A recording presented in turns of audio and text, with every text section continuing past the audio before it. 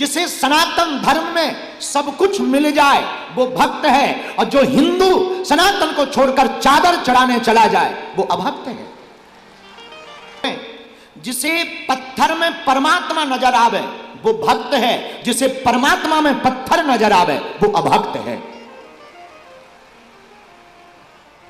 भक्त और अभक्त का सीधा सा विश्लेषण है। जिसे हर जगह भगवान दिखाई दे वो भक्त है, और जिसे इंसान में भी शैतान दिखाई दे वो अभक्त है। जिसे कंकड़ कंकड़ में शंकर शंकर दिखाई दे वो भक्त है, जिसे शंकर शंकर में कंकड़ कंकड़ दिखाई दे वो अभक्त है। कुसुम पारीक जिसको अपने माता पिता में परमात्मा दिखाई दे वो भक्त है, जिसको दूसरों के माता पिता में भगवान और अपने में शैतान दिखाई दे वो अभक्त है।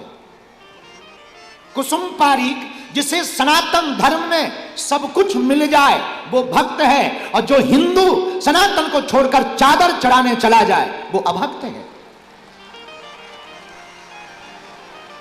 कुसुम पारीक जिसे सनातन पर गर्व होने पर जो ठोक के कह पाए कि हां मैं कट्टर सनातनी हूं वो भक्त है, और जो सनातन का रह करके सनातन को गाली दे वो अभक्त है।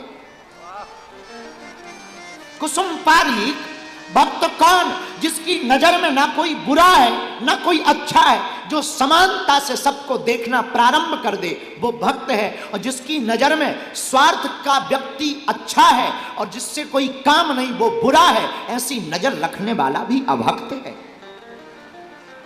कुसुम पारीक जिसे संतों में पाखंड और मौलानाओं में भगवान दिखाई दे वो अभक्त है। जिसे सनातन धर्म में पाखंड और दूसरे मजहब में कट्टरता में दूसरे मानने वालों में बहुत शक्तियां दिखाई दे, कुसुम पारीक वो अभक्त है। भक्त कौन? जो किसी से बैर ना करे। भक्त कौन? जो सदा मुस्कुराए। भक्त कौन? जो प्रभु की रजा में रहकर के भगवान की रजा में जिंदगी जिए वो भक्त है। जो भक्त कौन? जो हर चीज को भगवान से जोड़ दे वो भक्त है, और जो हर चीज को अपने आप से जोड़ दे वो अभक्त है। कुसुम पारीक भक्त कौन? जो अपनी पूजा ना करवाकर अपने भगवान की पूजा करवाए वो भक्त है। जो भगवान की पूजा छुड़ाकर खुद अपनी पूजा करवाए वो अभक्त है। कुसुम पारीक भक्त कौन? जिसकी नजर में सारा संसार राममय है, जिसे सारा संसार राममय दिखाई दे वो भक्त है। जिसे सारा संसार काममय दिखाई दे वो अभक्त है। कुसुम पारीक भक्त कौन? जिसे सारे संसार में उपासना दिखाई दे वो भक्त है। जिसे सारे संसार में सिर्फ वासना दिखाई दे वो अभक्त है। कुसुम पारीक भक्त कौन? जिसे सब में ममता दिखाई दे वो भक्त है। जिसे सब में अपने से ज्यादा क्षमता दिखाई दे वो अभक्त है। कुसुम पारीक भक्त के तो बहुत लक्षण। अब तुम्हें जो अच्छा लगे वो स्वीकार कर लेना, और जो बुरा लगे वो कलकत्ता में हमारा रिटर्न कर देना। जय सिया राम। एक लाइन और आपने लिखी, पर डॉक्टर MBBS तुमने तो सुन ही लिया होगा। नाम तुम्हारा विनीत कुमार है, और विनम्रता तो लगता है चांद छू गई हो तुम्हारे अंदर, पर कोई बात नहीं। कुसुम पारीक ने दूसरा प्रश्न पूछा, आपकी नजर में हिंदू धर्म में पाखंड कौन कौन से हैं और कौन कौन से बंद होने चाहिए? अभी हम बोल चुके, पर हमारी नजर में 4-5 बहुत ऐसी चीजें हैं जो हिंदुओं के लिए बहुत जरूरी है सुनना। पहला, हमारी नजर में बलि प्रथा पाखंड है। किसी जीव की हिंसा करना यह सबसे बड़ा पाखंड है। कोई भी देवी या देवता कभी ये नहीं कह सकता कि तुम किसी जीव को मार करके मुझे भोजन कराओ। अगर देवी या देवता किसी की हिंसा करके भोजन खा रहा तो वो देवी या देवता हो भी नहीं सकता, क्योंकि देवी या देवता का काम जिंदा करना है, मारना नहीं। समय बदल चुका है, हमारे हिसाब से बलि प्रथा बंद होनी चाहिए। हमारी नजर में दूसरा पाखंड, और जो बहुत गजब है, बहुत से लोगों को बुरा भी लगेगा, गालियां भी बकेंगे, तरह तरह के कमेंट्स भी करेंगे, पर हमारा काम सत्य है। एक बात याद रखना, हम वही बोलेंगे जो सनातन के पक्ष में होगा। तो दूसरी बात, हमारी नजर में आजकल बहुत से प्रवचन दिए जाते हैं कि मोह माया त्यागो। हमारी दृष्टि थोड़ा उल्टी है। हम कहना चाहेंगे भारत का हर युवा धन कमाए, धन कमाएगा तभी भारत अव्वल होगा, अर्थव्यवस्था बढ़ेगी तभी भारत अव्वल जाएगा, वरना विदेशी ताकतें फिर से गुलाम बनाएंगी। हमारी नजर में तीसरा पाखंड मृत्यु भोज है। बहुत व्यापक रूप से मृत्यु भोज नहीं करना चाहिए। परंपरानुअंतर्गत 12 ब्राह्मण 12 कन्याओं का 13 ब्राह्मण 13 कन्याओं का भोजन करा करके बहुत सूक्ष्म रूप से व्यय पर कंट्रोल कर लेना चाहिए। इससे आने वाले समय में कुरीतियां प्रकट नहीं होगी। हमारी नजर में चौथा सबसे बड़ा पाखंड जात पात का है। मंदिरों के बाहर, आपके मंदिरों के बाहर बोर्ड टांगा जाता है, जूता चप्पल बाहर निकाल कर आइए, बल्कि बोर्ड लगना चाहिए कि अपनी जात पात भी बाहर छोड़ करके आइए। पर आपने पूछा है तो बताना पड़ेगा। ये आज के कुछ प्रश्न थे, बाकी प्रश्न तो बहुत लोगों ने भी भेजे हैं, क्या जवाब दें। डॉक्टर MBBS, हमारा कनेक्शन तो सीधा है, तुम्हारा है, और भगवान से मिलना हो तो जरूर आइएगा। हमारे गांव में अभी भी वो जिंदा है आदमी, वो बात अलग है कि उसका नाम भगवान है। तुम बाद में मत कहना कि हमारी छोटी सी क्लिप काट करके चलाओ कि देखो तुमने कहा था भगवान से मिलाएंगे, हम आ गए। भगवान नाम का एक आदमी है हमारे गांव में, हम तुमको मिलाएंगे, आना। खैर, दुनिया का अपना काम है। एक किसी ने और लिखा, आजकल आप प्रश्नोत्तरी भी करते हैं, कथाओं में बहुत प्रश्नोत्तरी को लाते भी हैं। आपको प्रश्न कहां से मिलते हैं? नानी से मिलते हैं, हमारी नानी देती है हमको। और बताओ। फिर आपने लिखा, क्या अलग से प्रश्न पूछने का कोई नियम शुरू होगा? बिल्कुल नहीं। सामने प्रश्न पूछने में क्या दिक्कत है? तुम प्रश्न पूछोगे, 10 लोगों को इकट्ठा जवाब मिल जाएगा और लोगों का भी ज्ञान बढ़ जाएगा। इसलिए जो भी प्रश्न तुम्हें देना हो हमारे उद्घोषक के माध्यम से लिख करके दे देना। पर डॉक्टर MBBS हम तुमसे जरूर मिलेंगे।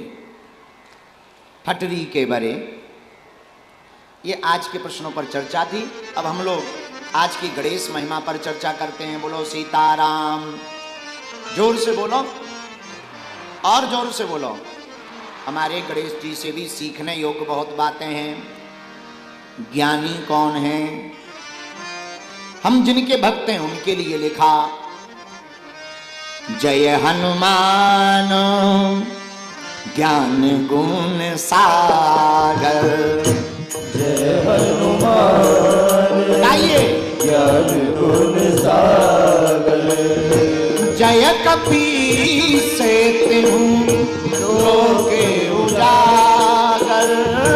जय कपीस से तिहु लोके उजागर।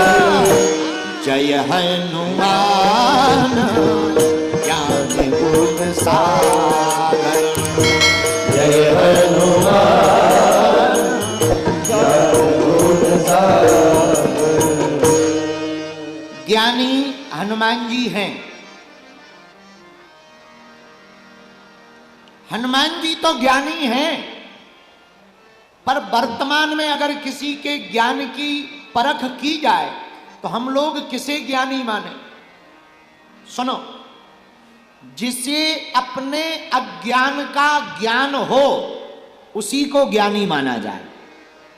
जिसे अपने अज्ञान का ज्ञान हो जाए उसी को ज्ञानी माना जाए। हमको याद है एक कथा, यूनान में एक मंदिर था डेल्फी का। यूनान में, विदेशी धरती यूनान में एक डेल्फी का मंदिर था।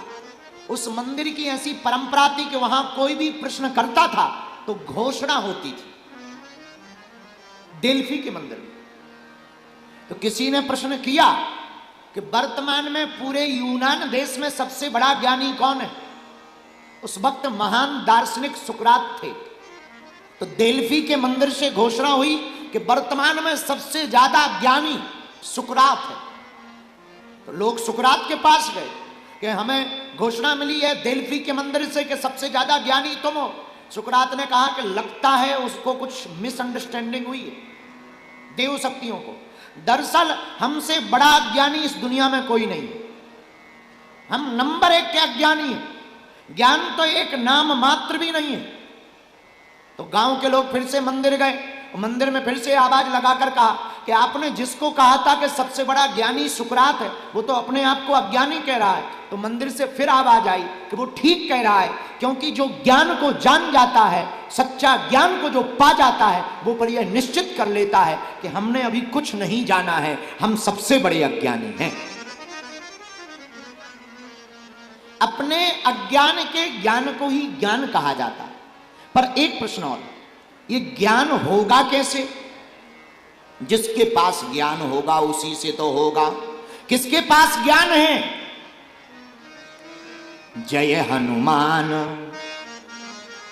जय हनुमान ज्ञान गुण सागर, जय कपीस तिहुँ लोक उजागर। जय हनुमान ज्ञान हनुमान जी के पास है। अच्छा भैया, हनुमान जी के पास है तो क्या हमें भी ज्ञान मिल सकता? हाँ मिल सकता। कैसे? देखो, कुछ लिखना हो तो कागज और कलम तो होनी चाहिए, पर कागज पर कुछ लिखा नहीं होना चाहिए, वरना लिखेंगे तो मामला गड़बड़ा जाएगा।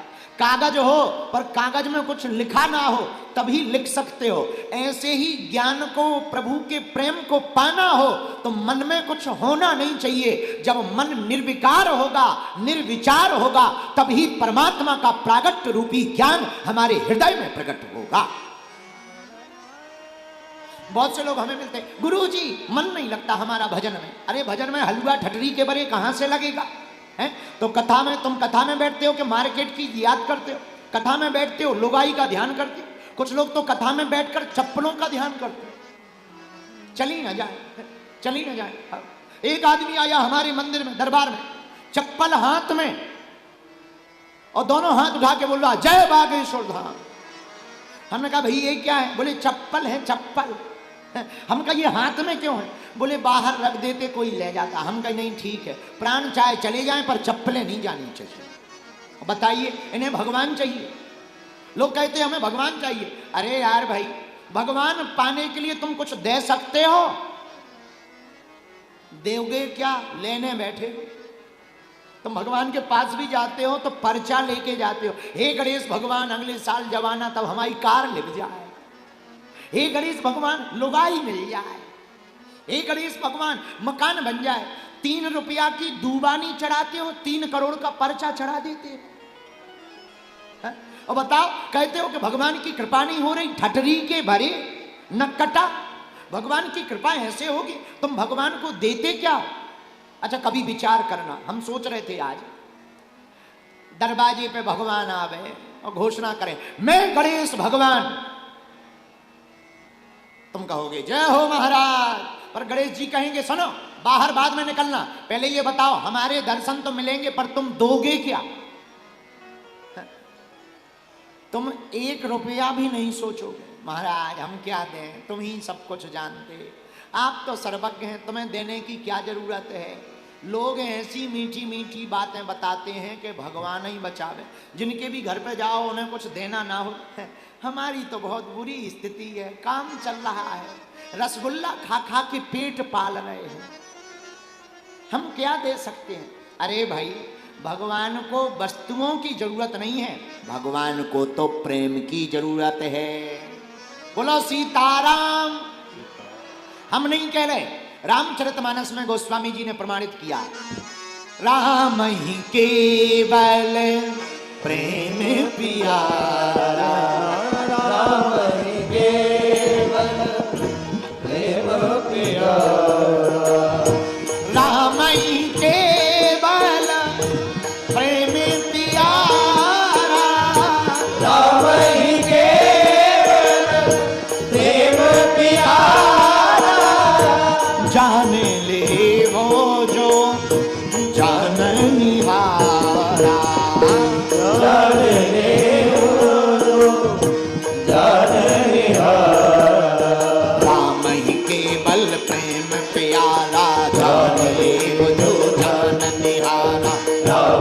केवल प्रेम प्यारा, जान ले जो जाने। इसलिए दोनों हाथ उठा के गाओ, श्री राम जय राम, जय जय राम, श्री राम जय राम, भैया जय जय राम, श्री राम जय राम, जय जय राम।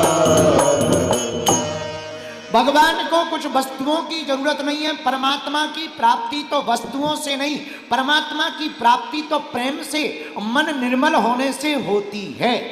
अच्छा, ये मन निर्मल क्या? वही खाली कागज जिससे हमने बात उठाई थी।